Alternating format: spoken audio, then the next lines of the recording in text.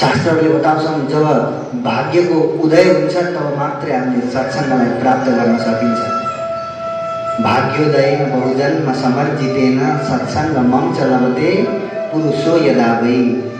जब जन्म जन्मान्तरदेखि पुण्यको उदय हुन्छ, अनेक प्रकारका धर्म अनुष्ठानहरू जब हामी गर्छौँ, ती अनुष्ठानहरूको फल भनेकै सत्सङ्ग प्राप्ति हो। सत्सङ्गको शास्त्रमा ठुलो महिमा छ। मुख्य मानव जीवनमा हामी मानव भएर आएपछि सत्सङ्गलाई हामीले प्राप्त गर्न सकेनौँ भने त्यो हाम्रो मानव जीवन व्यर्थ भयो भनेर शास्त्रहरूले बताउँछन्। हेर्नुहोस् न, एउटा किरा पुष्पको सङ्गत गरेर भगवानको शिरमा पुग्न सक्छ।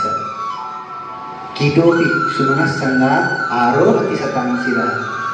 हामी पनि यस्ता परम आचार्य श्री स्वामीजी महाराजहरूको सत्सङ्गलाई प्राप्त गरेर, सङ्गतलाई प्राप्त गरेर कसो भगवानको शरणमा पुग्न नसकौँ।